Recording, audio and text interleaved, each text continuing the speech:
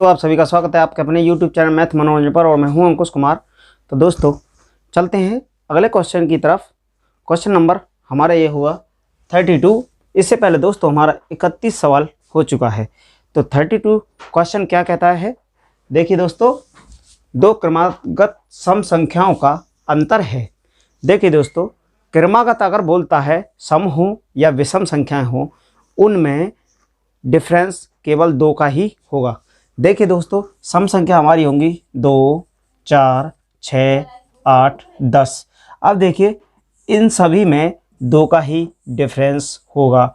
इन सभी में दो का डिफरेंस होगा। अगर दो में दो जोड़ते हैं तो 4 होगा, 4 में दो जोड़ते हैं तो 6 होगा, 6 में दो जोड़ते हैं तो 8 होगा। इसी प्रकार दोस्तों इसमें भी दो जोड़ेंगे तो 10 होगा।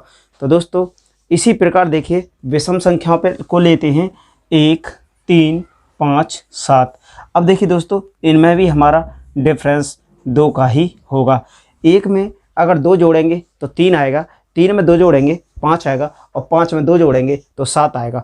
तो दोस्तों इस क्वेश्चन में यही हमसे पूछा गया है कि दो क्रमागत सम संख्याओं का अंतर है।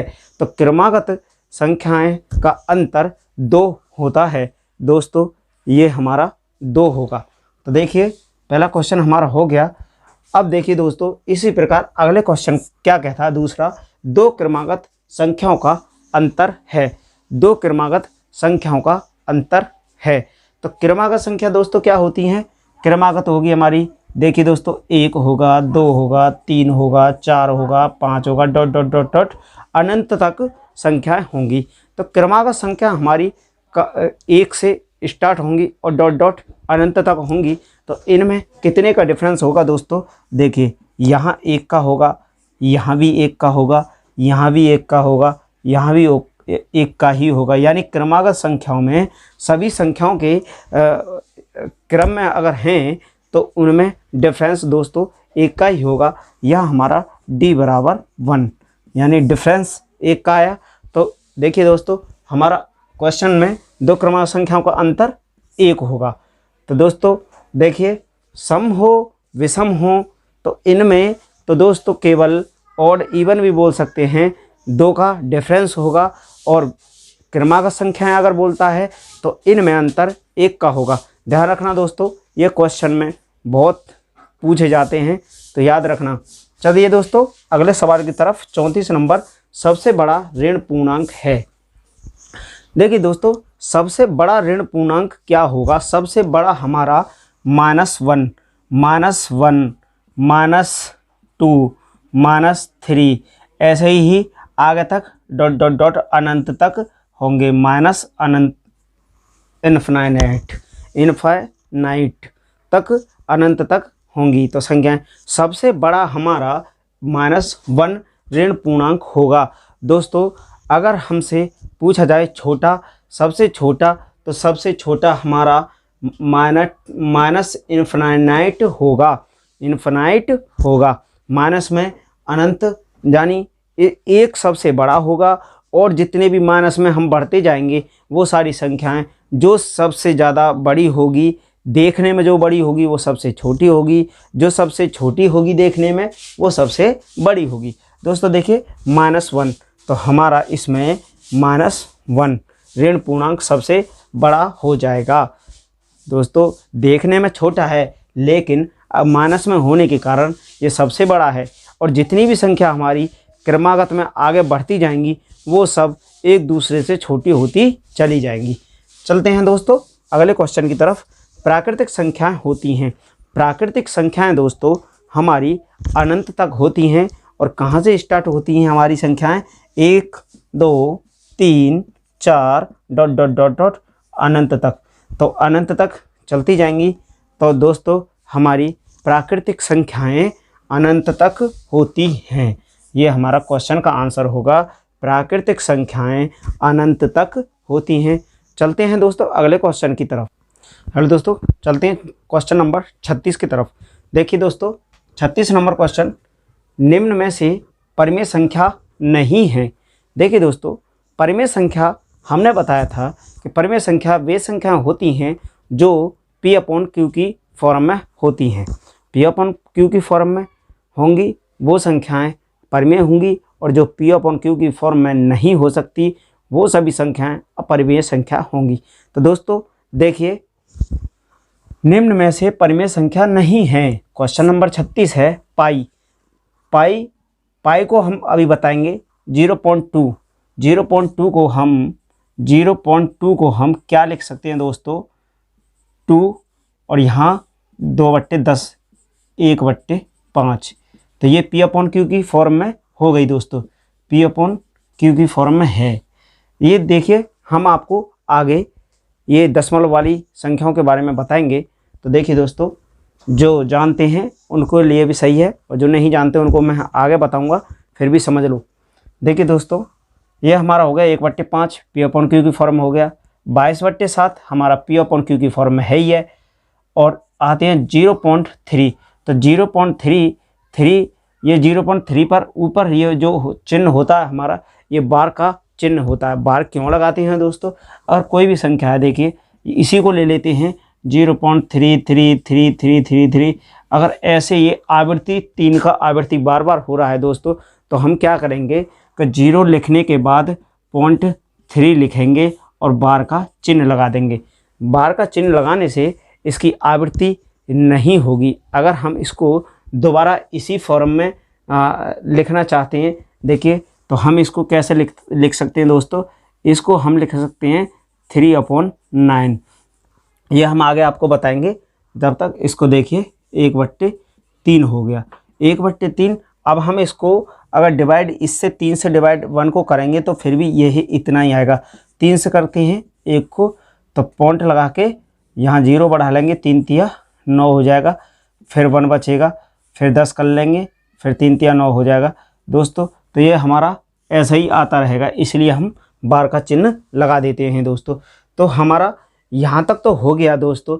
तो ये सभी हमारी देखिए 1/3 की फॉर्म में ये भी आ गया, ये भी हमारा P अपॉन Q की फॉर्म में हो गया दोस्तों, ये भी हमारा P अपॉन Q की फॉर्म में हो गया, ये भी हमारा P अपॉन Q की फॉर्म में हो गया दोस्तों। हमने यहाँ बताया था ये P अपॉन Q की फॉर्म में हो जाएगा। अब दोस्तों देखिए, अब पाई पर आते हैं। पाई हमारी एक अपरिमेय संख्या है। वो अपरिमेय संख्या क्यों है दोस्तों, अगर किसी भी संख्या की आवृत्ति तो हो रही है लेकिन एक रूल से या एक नियम से नहीं हो रही है, यानी बार बार आवृत्ति होने का मतलब, जैसे यहाँ हमने देखा 3 का हो रहा था, तो यह आवृत्ति हो रही है, हमने पकड़ के बार का चिन्ह लगा दिया। लेकिन कोई संख्या है, देखिए 0.14321 ऐसे ही डॉट डॉट डॉट, इसका कोई मतलब आवृत्ति बार बार नहीं है, नॉन टर्मिनेटेड है, यानी चिन्ह का कोई अता पता नहीं है कितना लंबा जाएगा, क्या होगा क्या नहीं होगा। तो दोस्तों ऐसे क्वेश्चन में हम क्या करते हैं कि ये हमारी अपरिमेय संख्याएं कहलाएंगी। ऐसे ही हमारे पाई को ले लेते हैं। तो पाई का मान होता है दोस्तों 3.14 डॉट डॉट डॉट डॉट अनंत तक, इसका पता ही नहीं है कि ये कहाँ तक जाएगा। तो ऐसी संख्याएं हमारी क्या होंगी, इनको हम P अपॉन Q की फॉर्म में नहीं लिख सकते हैं दोस्तों। तो P अपॉन Q की फॉर्म में नहीं लिख सकते, इसलिए ये हमारा पाई अपरिमेय संख्या परिमेय संख्या नहीं होगी। दोस्तों चलते हैं अगले क्वेश्चन की तरफ। 37 नंबर सवाल है, परिमेय संख्या है। परिमेय संख्या क्या क्या होती हैं, तो देखिए परिमेय संख्या क्या होती है दोस्तों। पहले बोला है प्राकृतिक संख्या। हाँ, प्राकृतिक संख्या हमारी क्या होती हैं, 1 होगा, 2 होगा, 3 होगा, 4 होगा, डॉट डॉट डॉट अनंत तक। तो अनंत तक हमारी क्या हो जाएंगी, ये प्राकृतिक संख्या हो जाएंगी। अब दोस्तों दूसरा बोल रहा है कि पूर्ण संख्या होती हैं। क्या होती हैं, परिमेय संख्या। हाँ दोस्तों, 0 1 2 3 ये भी डॉट डॉट अनंत तक होगी। तो ये भी हमारी क्या हो जाएगी, पूर्ण संख्या। ये हमारी हो जाएगी प्राकृत संख्या हो जाएगी। ये हमारी पूर्ण संख्या हो गई, पूर्ण संख्या। अब दोस्तों कहता है कि पूर्णांक संख्या भी परिमेय संख्या होती हैं। अब देखिए पूर्णांक संख्याएं दोस्तों क्या होती है, पूर्णांक संख्याएं प्लस में भी हो सकती हैं, माइनस में भी हो सकती हैं, यानी जितनी भी हमारी गिनती की संख्या होंगी वो सभी पूर्णांक होती हैं। यानी ये देखिए पूर्णांक में क्या क्या हो जाएगा दोस्तों, पूर्णांक हो जाएगा -1 हो जाएगा, प्लस में 1 हो जाएगा, -2 हो जाएगा, 2 हो जाएगा, डॉट डॉट डॉट डॉट 0 भी हो जाएगा, और ये इन्फिनाइट हो जाएगा, और हमारा जीरो हो जाएगा।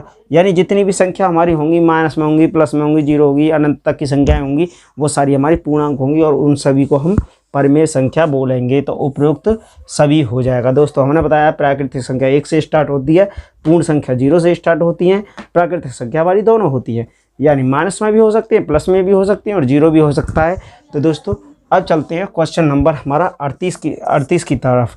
यदि m प्राकृतिक संख्या हो तो निम्नांकित में से विषम संख्या है। विषम संख्या दोस्तों क्या होगी? अगर प्राकृतिक संख्या m का मतलब है कि प्राकृतिक संख्या m है, यानी m को हम 1 भी रख सकते हैं, 2 भी रख सकते हैं, 3 तक भी रख सकते हैं, 4 भी, 5 भी, 6 भी, डॉट डॉट डॉट अनंत तक कितनी भी रख सकते हैं, m का मान कितना भी रख सकते हैं। तो m का मान अगर देखिए हम अगर यहाँ पर रखते हैं 2 × 1 रखते हैं, इसका मान 1 रख लेते हैं तो कितना आ जाएगा? 2 × 2 हो गया। यहाँ पर देखिए दोस्तों 2 × 1 + 1 कितना हो जाएगा? 3 हो जाएगा। अब ऐसे ही दोस्तों इसका रखते हैं 2 × 1 + 2 कर लेते हैं तो ये हमारा 4 हो जाएगा। तो इसमें बोला इनमें से यदि m प्राकृतिक संख्या हो तो निम्नांकित में से विषम संख्या है। तो विषम संख्या क्या होगी? जो 2 से दोस्तों डिवाइड नहीं कर सकते और वो ही संख्या हमारी विषम संख्या होगी। तो विषम संख्या हमारी कौन सी हो जाएगी दोस्तों? ये तो हमारी सम हो गई, ये हमारी विषम संख्या हो जाएगी, ये भी हमारी सम है। तो विषम संख्या, अब हम m को प्राकृतिक संख्या बोला है दोस्तों, तो हम इसकी जगह 1 की जगह 2 भी रख सकते हैं। 2 रख के देखते हैं, देखिए 2 रखेंगे फिर भी यही सम ही आएगा। 2 × 2 कर लेते हैं और तो 4 हो जाएगा। यहाँ देखिए 2 × 2 + 1 करेंगे, 2 दूनी 4 और 1 5 हो जाएगा। यहाँ पे भी देखिए 2 × 2 + 2 करेंगे, 2 दूनी 4 और 2 6 हो जाएगा। तो ये सम हो गई, ये विषम ही रहेगी। तो यही हमारा विषम संख्या होगा। चलते हैं दोस्तों अगले क्वेश्चन की तरफ। हेलो दोस्तों, अब देखिए ये हमारा question number 39 very important question है। तो देखिए क्वेश्चन दोस्तों, परिमेय संख्याओं का दशमलव रूप नहीं हो सकता है। परिमेय संख्याओं का दशमलव रूप नहीं हो सकता है। नंबर 1 ऑप्शन हमारा क्या होता है? शांत, अशांत, अशांत आवृत्ति, अशांत अनावर्ती। अब दोस्तों इसने 4 ऑप्शन तो दे दिए, लेकिन हम कैसे जानेंगे कि ये कहना क्या चाह रहे हैं? तो देखिए दोस्तों, हम इसको अपनी भाषा में चेंज करके अंकिक भाषा में चेंज करते हैं। देखिए इसको शाब्दिक भाषा को अंकिक भाषा में चेंज करते हैं दोस्तों। शांत, शांत, फिर होता है ये ए वाला शांत हो गया, बी वाला अशांत हो गया, अशांत, और सी वाला हो गया दोस्तों अशांत अनावर्ती, अशांत आवर्ती, अशांत आवृत्ति, और डी हो गया दोस्तों अशांत अनावर्ती, अशांत अनावर्ती, अशांत अनावर्ती। अब दोस्तों इनको हम सभी के बारे में बताते हैं कि ये क्या होंगी, क्या क्या हैं। शांत क्या होगा दोस्तों? 1 2 3, ये हो गया हमारा शांत। ठीक है दोस्तों, ये शांत हो गया हमारा। डॉट डॉट नहीं होगा इसमें दोस्तों, ये डॉट डॉट नहीं होगा, ये शांत है, ये शांत हो गया हमारा, यहीं तक रहेगा, शांत हो गया। अब इसके बाद अशांत। अशांत दोस्तों क्या होगा? अशांत, अशांत में आ जाता है दोस्तों के माना 1.44444, ये हो गया अशांत। अशांत आवृत्ति इसकी होती रहेगी। ठीक है दोस्तों। अब अशांत इसका अशांत आवृत्ति, अशांत आवृत्ति क्या होगा? तो देखिए अशांत आवृत्ति, अशांत, अशांत, अशांत आवृत्ति देखिए 1.424242, यानी ये भी हमारी अशांत हो गई, अशांत आवृत्ति। अब अशांत अनावृत्ति दोस्तों, तो अशांत अनावृत्ति का मतलब है 1.43456456 डॉट डॉट डॉट डॉट अनंत तक चलता रहेगा दोस्तों। तो दोस्तों ये इसको हम ऐसे भी कर सकते हैं, 0 पॉइंट लगा लो, ये 3 टर्म तक जाएगा, ये 3 टर्म तक गया तो ये हो गया हमारा शांत हो गया। अशांत में, इसको भी हम अशांत 1.4 पर बार लगा देंगे, अशांत हो गया। इसको भी हम 1.42 पर बार लगा देंगे, ये भी हमारा अशांत हो गया। और इसके बाद अशांत अनावर्ती, इसको हम इस टर्म में चेंज नहीं कर सकते हैं, इस टाइम में चेंज नहीं कर सकते हैं, इसलिए ये यही सभी संख्याएं, ऐसी ही सभी संख्याएं हमारी अपरिमेय संख्याएं होती हैं। दोस्तों चलिए, और हम आगे और आपके लिए पर्सनल एक वीडियो बनाएंगे जिसमें हम परिमेय अपरिमेय यानी दशमलव संख्याओं के बारे में ही बताएंगे, उसमें आवृत्ति अनावृत्ति शांत क्या होती हैं। तो दोस्तों अगर आपको क्लास पसंद आई हो तो चैनल को लाइक शेयर सब्सक्राइब ज़रूर करना और बेल आइकन का बटन दबाना। तो थैंक यू दोस्तों।